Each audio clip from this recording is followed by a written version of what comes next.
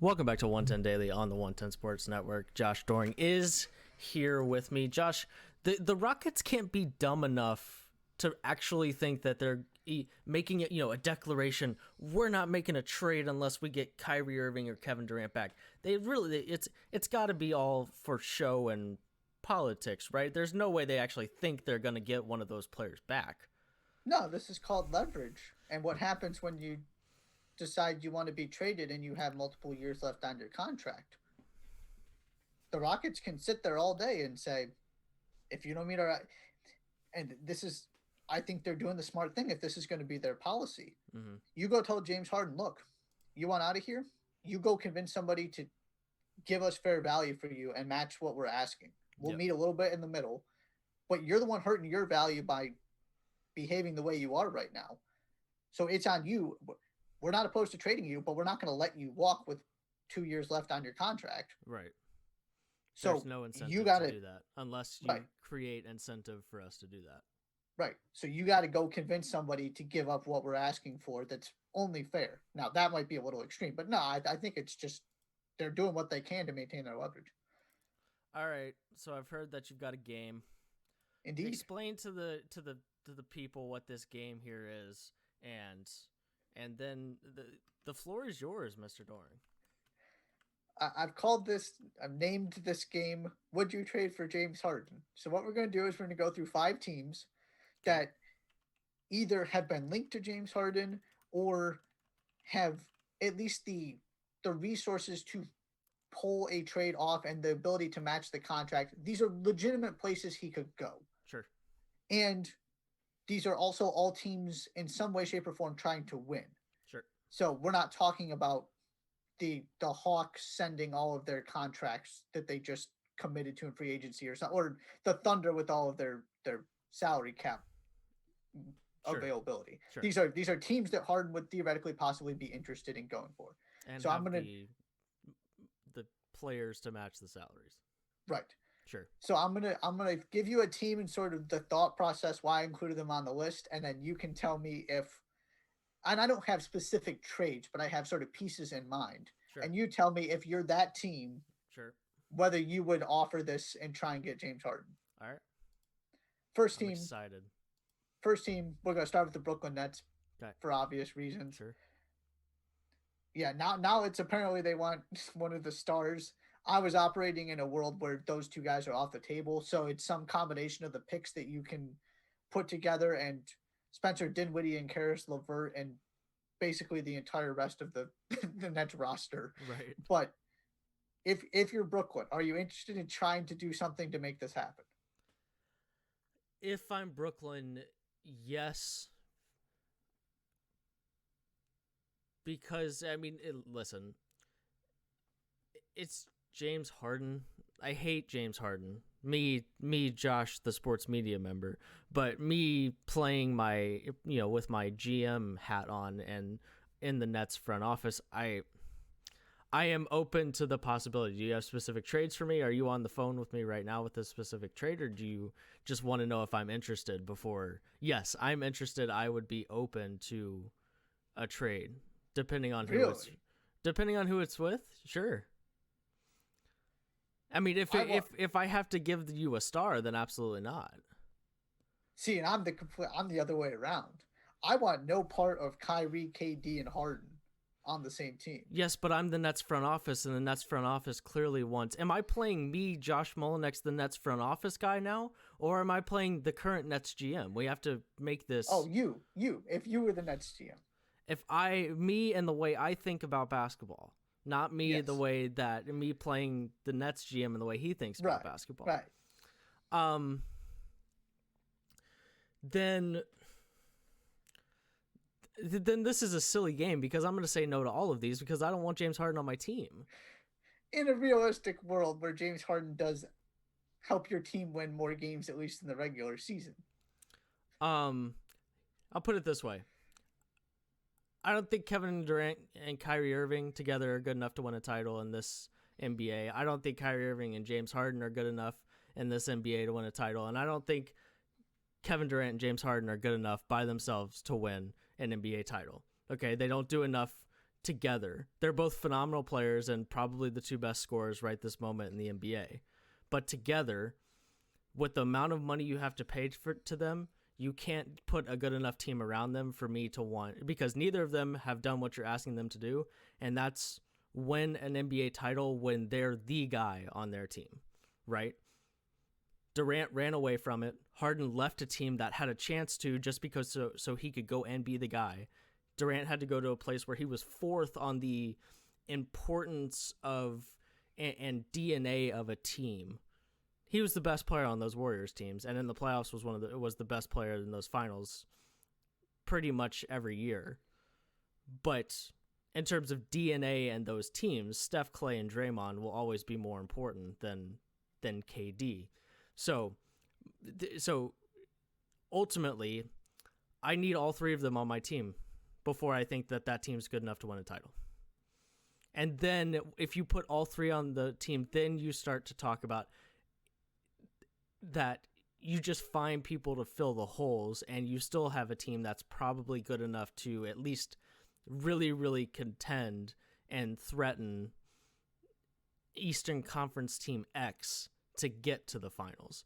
But there are teams, with just two of them, whatever combination you want to go with, there are other teams I will pick in the East before I pick the Nets. I would agree.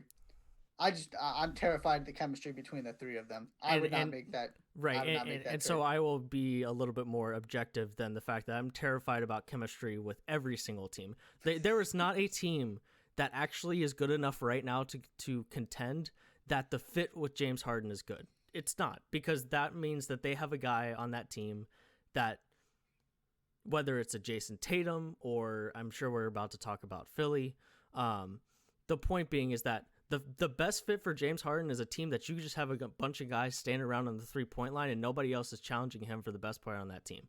And that team's not good enough to win a title. So there are better chemistry fits and fits that make more sense. But there's, in my opinion, until he proves to me that there's a good fit, there's not a good fit on a team that's actually good enough to win a title. All right, so let's go to the Sixers then. Let's do it. Don't have to spend too much time on this, but some package built around Ben Simmons, that would be the swap, because they're one of the few teams that has that young all-star caliber player that Houston reportedly wants as the foundation of this trade. Mm-hmm. And it obviously would open up the Harden to be the primary ball handler. Are you making some sort of Harden for Simmons swap if you're Daryl Morey? I want Harden for Embiid. I've been in the I want Simmons over Embiid camp for a long time now. And the idea of putting Ben Simmons as the screener in a pick and roll with James Harden all year, I think that's part of the reason why Philly hasn't unlocked its complete potential, because I want to see Ben Simmons as the roller in a pick and roll. That's what I want to see. He's great in the open court, but he's just not as good as a point guard in the half court. He's terrifying in the open court. The way to unlock his passing ability in the half court is to put him as the screener in a pick and roll situation so that he can roll and then either finish at the rim or use his passing abilities to pass to somebody whose defender has just helped to try and stop him from scoring as the roller.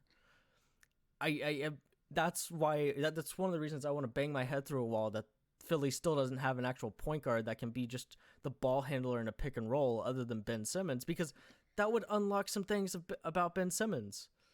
And then if he creates any sort of jump shot, there's a slight chance that he pick and pops and shoots 32% from the 3-point line. Oh my God. So I'm open to that if I'm Philly. I think the better version of that team is going and getting Harden for Embiid, though. And I've always been in that camp that I just think that you can create a better team in today's NBA around Ben Simmons than you can around Embiid, especially when Embiid refuses, when he talks about doing anything he could possibly do to win a championship for the city of Philly, except get in shape, because that it's not going to happen until he gets in shape and can actually play for 42 minutes in Game 7 of the Eastern Conference Finals. And unless he changes his body, it's not going to happen. So I'm open to that trade, to a trade. And I realize I'm in the minority here in terms of who I'd want, Embiid or Simmons. I realize that. I'm open to the idea. I'm thinking seriously about trades that include both and include one star or the other, though. Yeah, I'm the other way. I want Embiid. I would absolutely trade Simmons. I'm not as scared as the Embiid Harden fit as I think you are. I like the fact that from a tempo standpoint, at least they match up. You're going to play slow. You're going to play methodical. You're going to play ISO, which I mean, right? You're going to play ISO, but are you going to? I mean, where's Joel Embiid going to stand? On the 3-point line. Which is mean, that's where you want Joel Embiid to stand on the no, 3-point that's line? not. Or you got to get Harden to feed him in the post consistently. There are questions, but right. Because nothing is a good fit. And Daryl Morey, that also the fact that he's familiar with Harden. Sure. I'm definitely listening to that one. Okay. Yeah. Team 3, Clippers.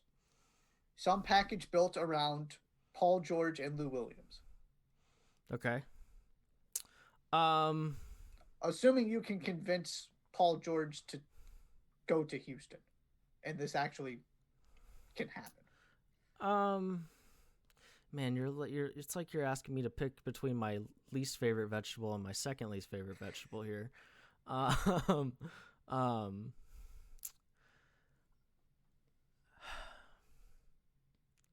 Probably. I really don't like Paul George, and there's nobody who's less effective in the playoffs compared to his effectiveness in the regular season than Lou Williams. Like almost nobody else. Like he's just useless. So maybe, I mean, right, but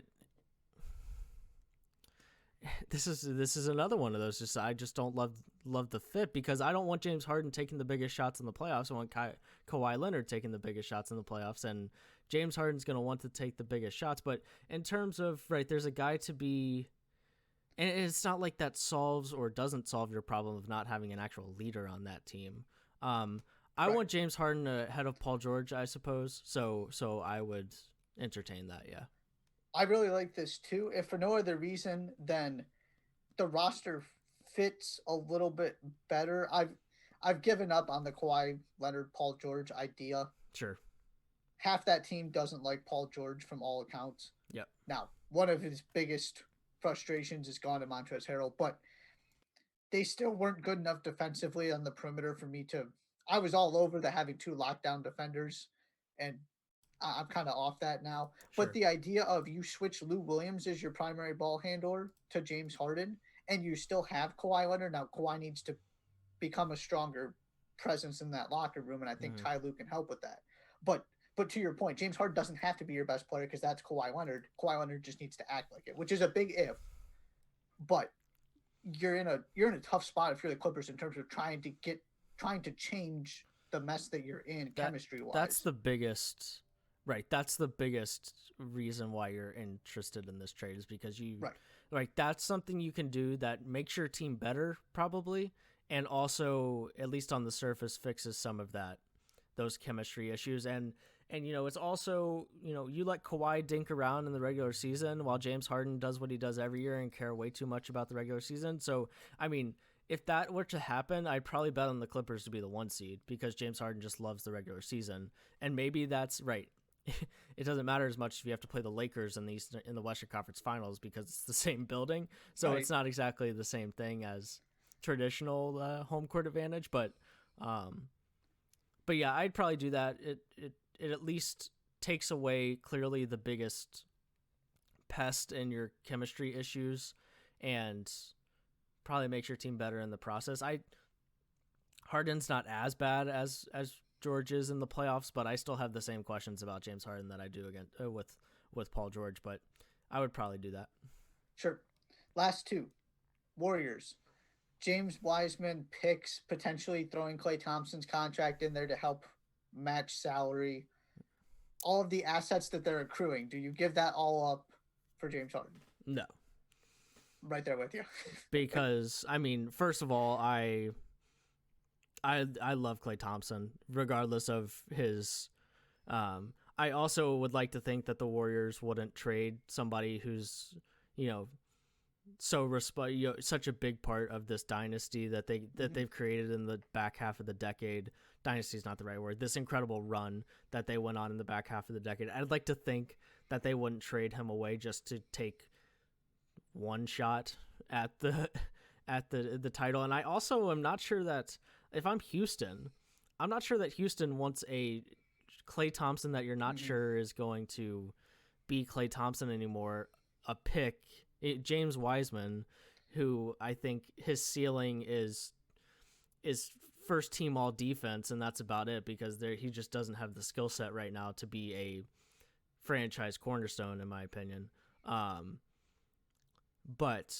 So I would say no. I don't think the Rockets would necessarily be interested in that, but that's a hard no for me, because then also like I don't see James Harden re-signing in Golden State. You're way too close to the end of that Steph Curry, Draymond, Klay era, in my opinion, to give up assets just to go get Harden. And it's not like they're dying to win championships like LA, like the Clippers are, or the Nets are. Like they've got the championships. Their fan base isn't longing for it, and they love the guys that are there. So I would say no to that one.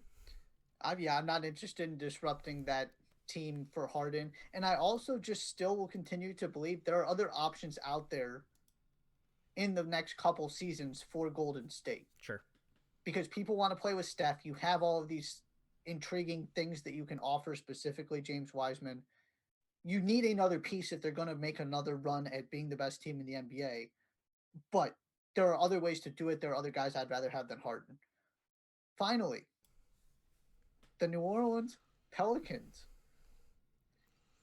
All these picks they're accruing, and some combination of, for example, Lonzo Ball and this massive Steven Adams contract. I ran this through the trade generator just to make sure.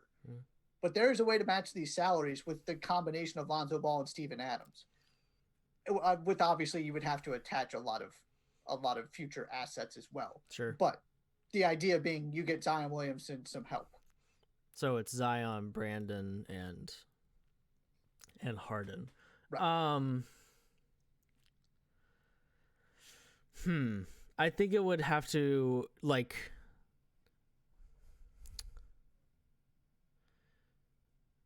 I don't know. That's an interesting one.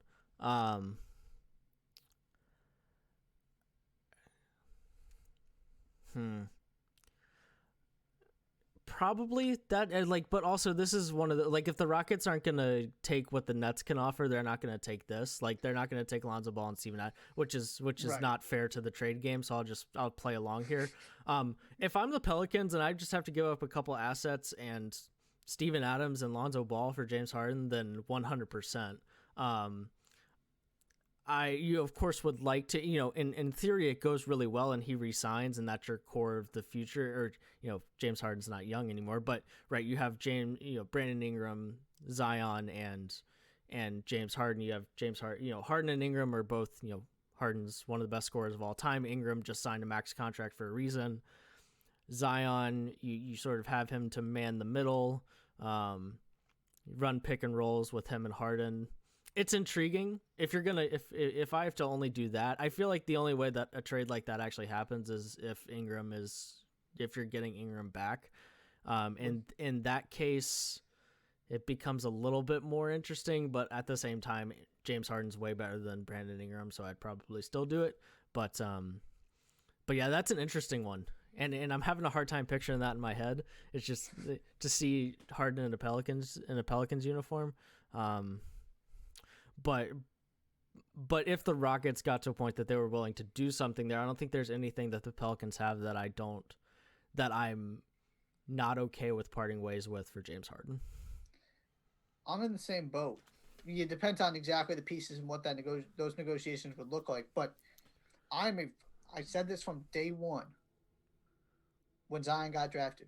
Your clock is already ticking to his free agency. If you can find a way without tearing down your entire roster to bring in a guy that's going to help him win, whether you feel like that's how you get to a championship or not. Mm-hmm.